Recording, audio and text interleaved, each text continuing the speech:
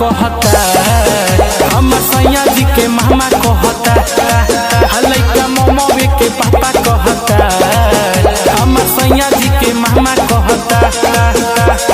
पानी पानी भइल बानी ननदोला जाके, पानी पानी भइल बानी ननदोला जाके, सबका सोझाई तो साफा कहता, लइका ममवे के पापा कहता, हम सैया जी के मामा कहता, लइका ममवे के पापा कहता।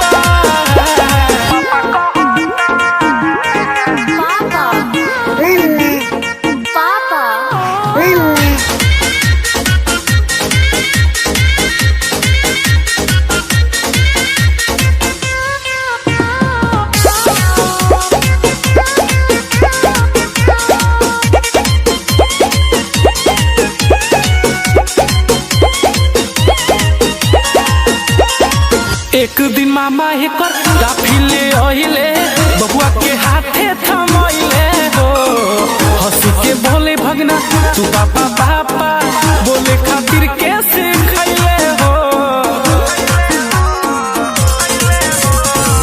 एक दिन मामा हेकर काफिले ओहिले, बबुआ के हाथे थमैले हो, हंसी के बोला भगना तू पापा पापा, बोले खातिर कैसे खैले हो। धदैले बाबुआ के थाकी गइल बानी हम, एके सिखा के कितनो कहता नी पाका कहता, लइका ममवे के पापा कहता, हम सैया जी के मामा कहता, लइका ममवे के पापा कहता।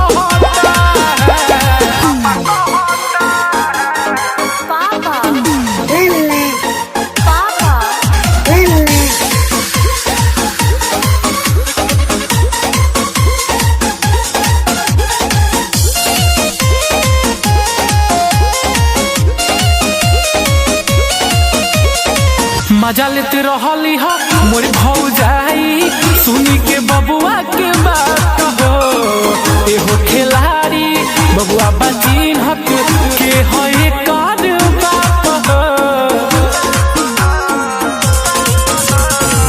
मजा लेते रहली हो मोर भौजाई, सुनी के बबुआ के बात हो, एहो खिलाड़ी बबुआ बचिन हक के है कर